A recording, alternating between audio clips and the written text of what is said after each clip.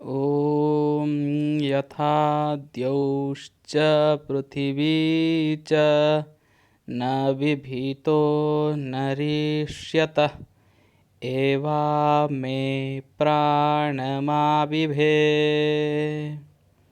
अर्थात जैसे आकाश और पृथ्वी दोनों न डरते हैं और न दुख देते हैं, वैसे ही मेरे प्राण तू मत डर। नमो नमः। अयम देवाश्च मिश्रः ओडिशा आदर्श विद्यालय सानमौदा रायरंपुर। मम पुनः कक्षायां भवतां सर्वेषां स्वागतं। भवतां दिनं सुदिनं भवतु। अद्य वयं रुचिरायाः द्वितीयभागस्य सप्तमीकक्षायाः संस्कृतविषयस्य प्रथमपाठः सुभाषितानि इति विषये आलोचनां करिष्यामः। सुभाषितानि, सु इत्यस्य अर्थः भवति सुन्दर, शुभकर इत्यादयः। भाषितानि, भास् धातोः निष्कृतः अयं शब्दः भाषितानि इत्यस्य अर्थः भवति जो बोला गया है। भाषितम भाषिते भाषितानि, यानी जो अच्छे विचार, जो शुभ विचार, शुभ प्रदायक जो वाक्य, जो भाषा जो बोला गया है, उन्हीं का एक गुच्छ है, उन्हीं का एक समुदाय यहाँ पे दिया गया है बच्चों के लिए। उसके बारे में हम आलोचना करेंगे। सर्वप्रथमम् अत्र पश्यामः, अत्र 6 श्लोकाः सन्ति। प्रथममहं श्लोकानां सम्यक् उच्चारणं गद्यतया कृत्वा दर्शयिष्यामि। अनन्तरं सर्वेषां श्लोकानां सस्वरवाचनं करिष्यामि। अनन्तरं प्रत्येकस्य पदस्य अर्थम् अहं ज्ञापयिष्यामि। अतः प्रथमश्लोकः। अत्र लिखितमस्ति पृथिव्यां 3 रत्नानि जलमन्नं सुभाषितं मूढैः पाषाणखण्डेषु रत्नसंज्ञा विधीयते। एवं पठिष्यामः। सस्वरवाचनं यदा भवति तदा एवं श्लोकस्य वाचनं भवेत्। पृथिव्यां 3 रत्नानि जलमन्नं सुभाषितं मूढैः पाषाणखण्डेषु रत्नसंज्ञा विधीयते। पुनः वाचनं करोमि, शृण्वन्तु। पृथिव्यां 3 रत्नानि जलमन्नं सुभाषितं मूढैः पाषाणखण्डेषु रत्नसंज्ञा विधीयते।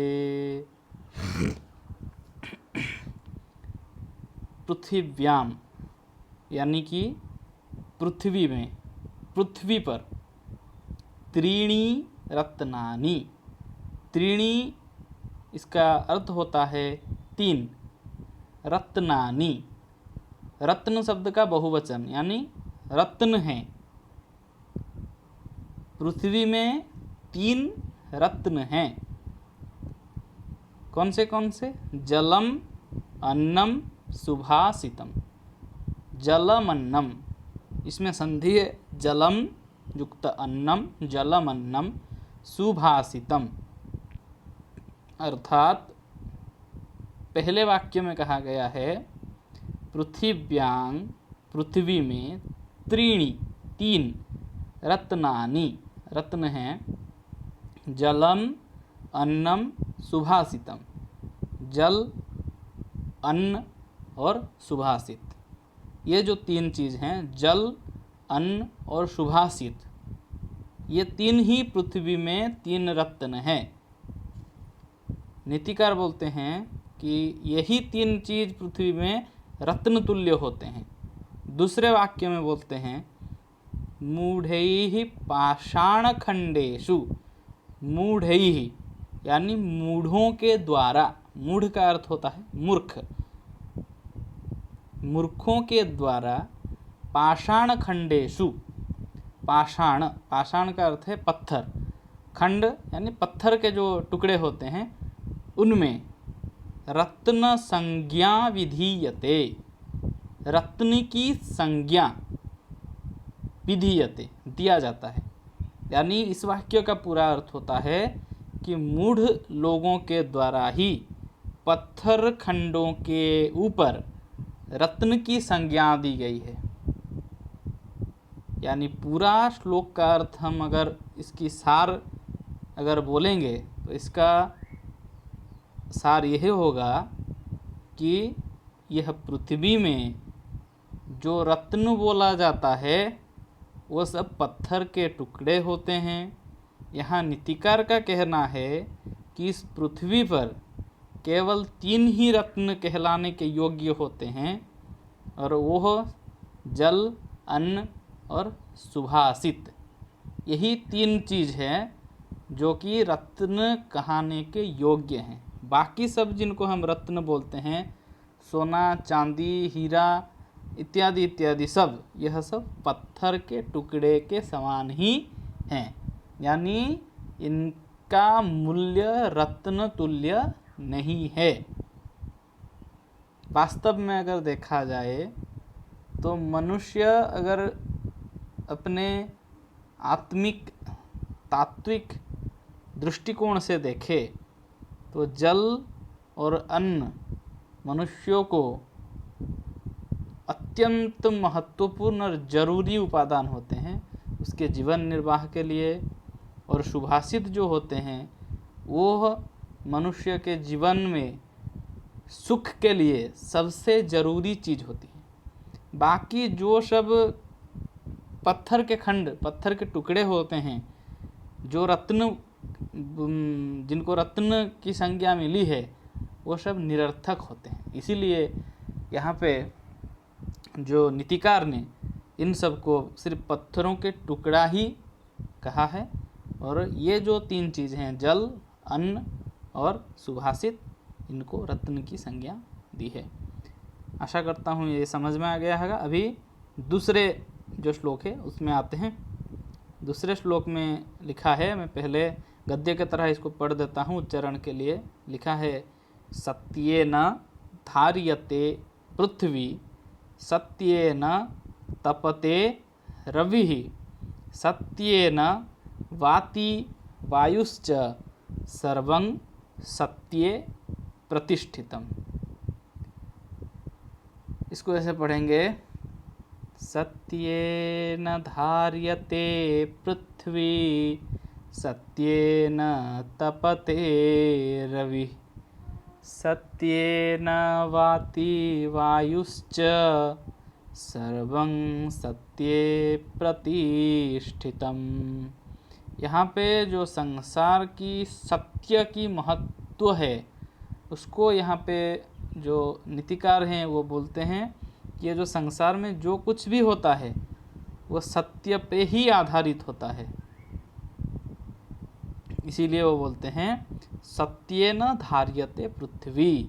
ये जो पृथ्वी अभी भी जीवित है जो इसके जीव जगत है ये सत्य पे आधारित है।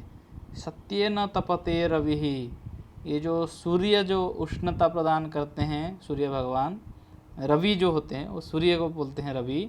तो उसका ताप जो है वो जो जलता है आग वो भी सत्य के द्वारा ही है। सत्येन वाति वायुश्च सत्य के आधार पर ही ये जो वायु गतिशील होती है। सर्वम सत्ये प्रतिष्ठितम। जो कुछ भी हो रहा है इस चराचर संसार में, ये सत्य के बल पर ही आधारित है। एक ही संसार में सत्य है और वही सत्य ही सनातन है।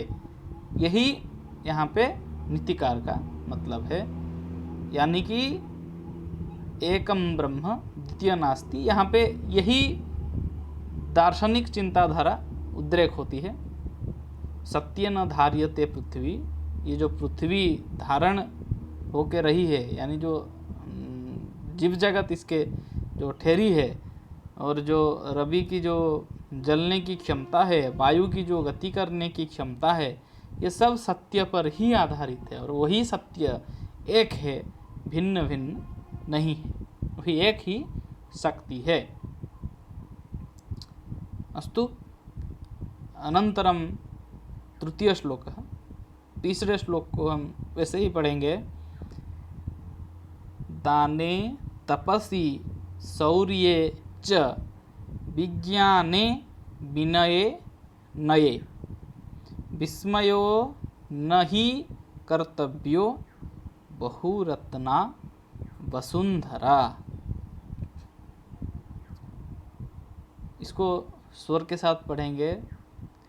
दाने तपसि शौर्ये च विज्ञाने विनये नये विस्मयो न हि कर्तव्यो बहुरत्ना वसुंधरा।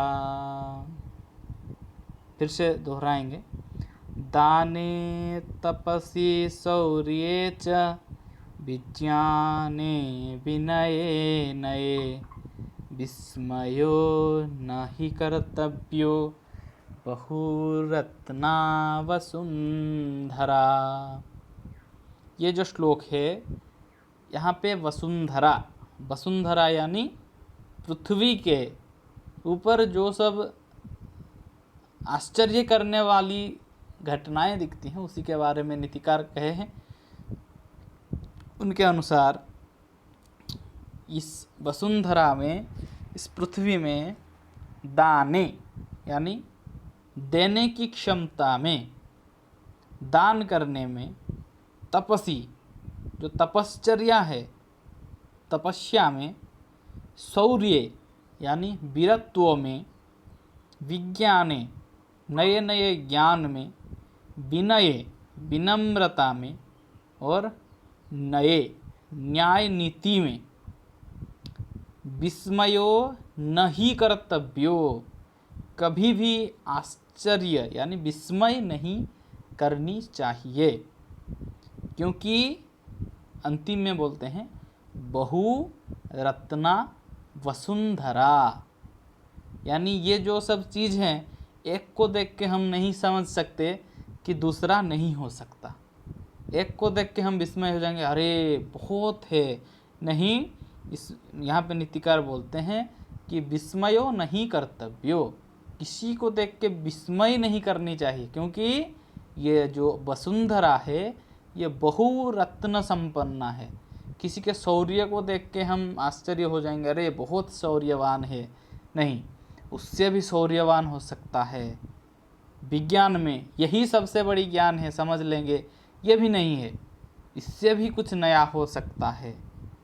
विनय में, नय में, नीति न्याय में, नियम में, यहाँ एक देख के यही सही है, नहीं, दूसरा भी कुछ सही हो सकता है। तपस्या में यही सबसे कठोर तपस्या है, नहीं, इससे भी बड़ी तपस्या हो सकती है। ऐसे हम लोगों को सोचनी चाहिए। किसी में विस्मय यानी आश्चर्य हमें नहीं करना चाहिए। यही नीतिकार का अभिप्राय है। ठीक है, अभी चौथे श्लोक में आएंगे।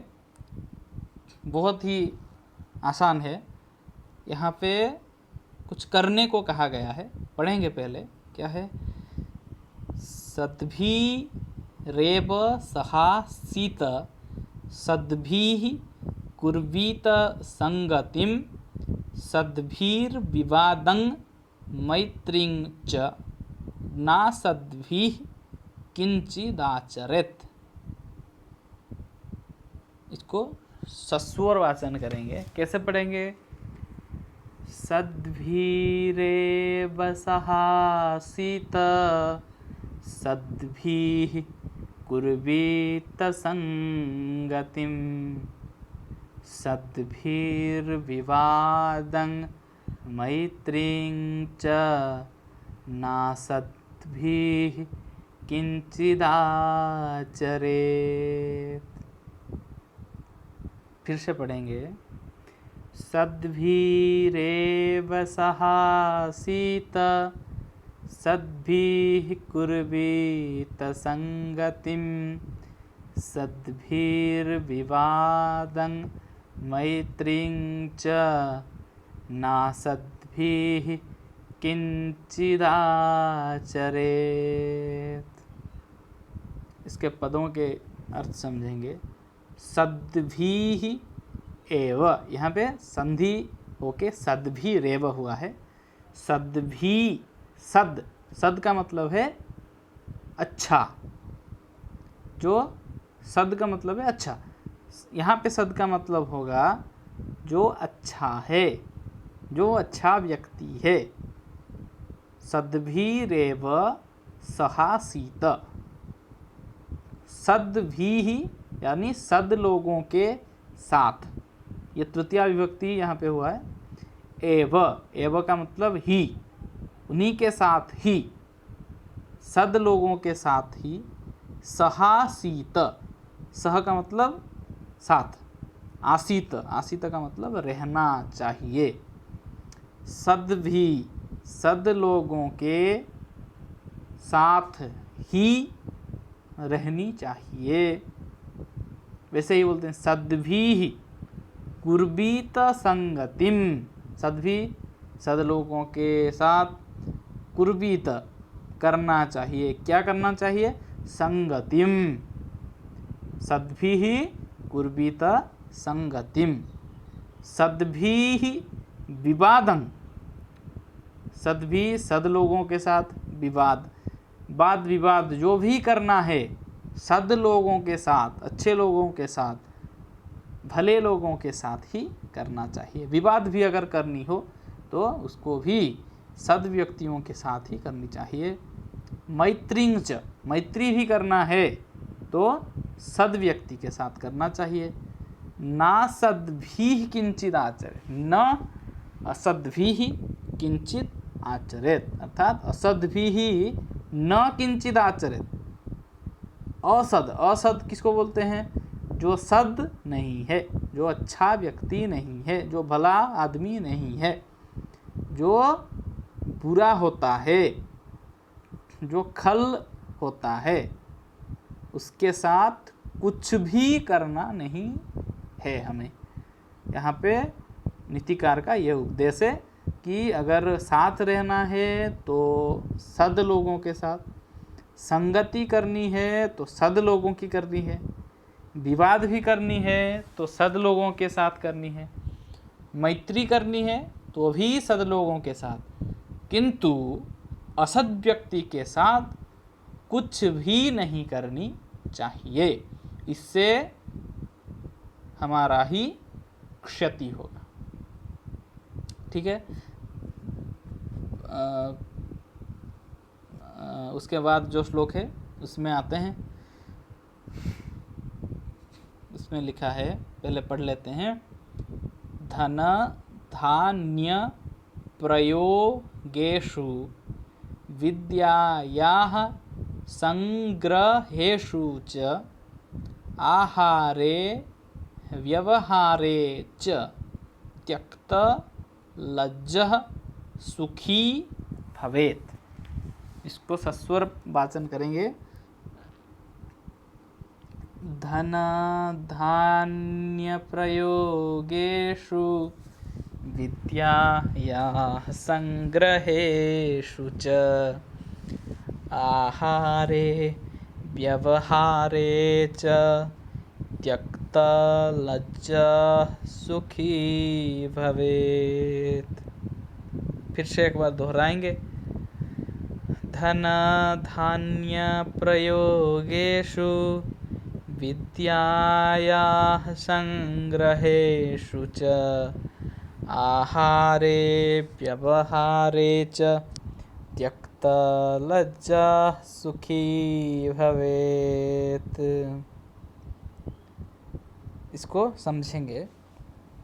धन धान्य प्रयोगेषु यानी धन की, धान्य, पहले ज़माने में धान जो होता था उसको भी धन के आकार में संपत्ति के रूप में व्यवहार किया जाता था।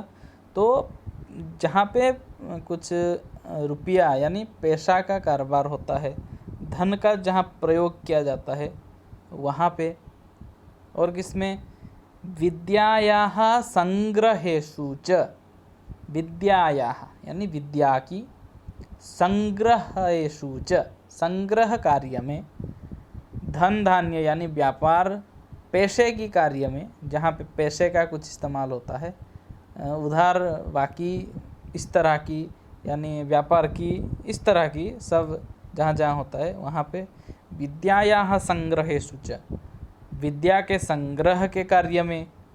फिर से आहारे, आहार का मतलब भोजन करना,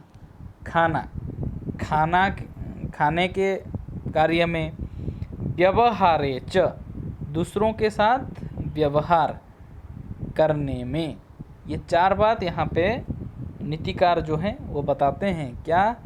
धन धान्य प्रयोगेषु, जहाँ पे पैसे का मामला होता है, दान दक्षिणा का छोड़कर जहाँ पे पैसे का कारोबार का मामला होता है वहाँ पे विद्यायाः संग्रहेषु च, विद्या का संग्रहण, विद्या ग्रहण में, विद्या यानी अध्ययन में, आहारे खाने में, आहार करने में, भोजन करने में, व्यवहारे च, बड़ों को, छोटे जो होते हैं हमसे छोटों को, उन सबको कैसे व्यवहार करना में, ये जो बातें हैं इन चार बातों में त्यक्त लज्जः, लज्जा को त्यक्त यानी त्याग कर, त्यक्त लज्जः जो इस लज्जा को इस सब कार्य में त्याग कर देता है, सुखी भवेत्।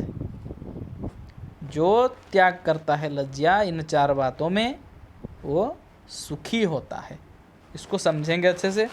धन धान्य प्रयोगेषु, जहाँ पैसा कारोबार होता है वहाँ पे अगर हम लज्जा करेंगे हमारा ही नुकसान होगा, तो वहाँ पे लज्जा नहीं करनी चाहिए। विद्यायाः संग्रहेषु च, हम जहाँ पढ़ाई करते हैं, जहाँ विद्या अध्ययन करते हैं वहाँ पे अगर हमें कुछ प्रश्न करना है आचार्य से, तो उसमें अगर हम लज्जा करेंगे तो वहाँ पे भी हमारी ही क्षति होगी, हमारी जो दुविधा होगी, जो आशंका होगी वो समाप्त नहीं होगी, जो डाउट होता है वो क्लियर नहीं हो पाएगा। इसलिए वहाँ पे भी लज्जा नहीं करनी चाहिए। आहारे, जहाँ हम भोजन करते हैं, हमें हमारा जो पेट होता है वो पूरा नहीं होगा, अभी भी भूख लग रही है, लज्जा के कारण नहीं मांग पा रहे हैं खाना, तो उसमें हमें ही पीड़ा होती है। तो जहाँ खाना है अच्छे से खाना है, जितना हमें आवश्यक है हमें खाना है, उसमें भी लज्जा नहीं करनी चाहिए।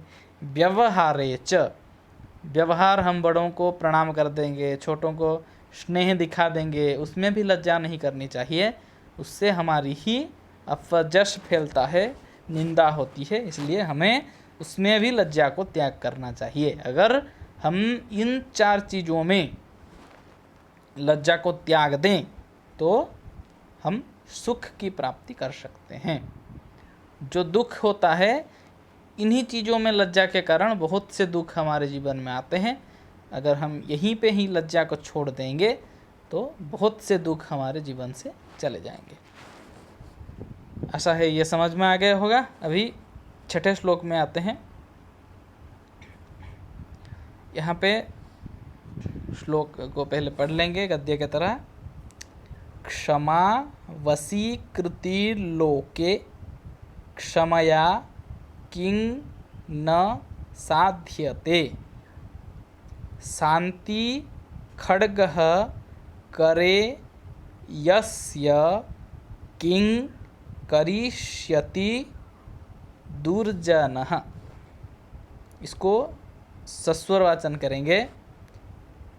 क्षमावसी कृतिर्लोके क्षमया किं न साध्यते शान्ति खड्गः करे यस्य किं करिष्यति दुर्जनः। पुनः इसको सस्वरवाचन करेंगे। क्षमावसी कृतिर्लोके क्षमया किं न साध्यते शान्ति खड्गः करे यस्य किं करिष्यति दुर्जनः। अर्थात क्षमा, युधिष्ठिर यक्ष संवाद एक विषय है, वहाँ पे क्षमा के विषय में कहा गया है। युधिष्ठिर को यक्ष पूछता है क्षमा का संज्ञा क्या है। युधिष्ठिर बोलते हैं क्षमा द्वंद्व सहिष्णुत्वम। क्षमा किसको बोलेंगे? अगर किसी के लिए हमारे मन में कभी जो द्वंद्व उत्पन्न होता है, द्वंद्व का मतलब हम सोचते ही रहते हैं, उसको किसी ने आपको अपमानित किया है या कुछ भी बुरा कह दिया, बुरा कर दिया, उसके बारे में हमारे मन में जो प्रतिशोध की भावना, करूं या ना करूं, ये जो द्वंद्व उत्पन्न हो जाता है, उसी को सह जाना, उसी को समाप्त कर लेना ही क्षमा है। यहाँ पे नीतिकार का कहने का तात्पर्य है क्षमा वशीकृति लोके। ये जो लोक है, लोक का मतलब है ये पृथ्वी, ये जीव जगत जो है वो क्षमा के अधीन है। क्षमा से इसको वशीकृत किया जा सकता है।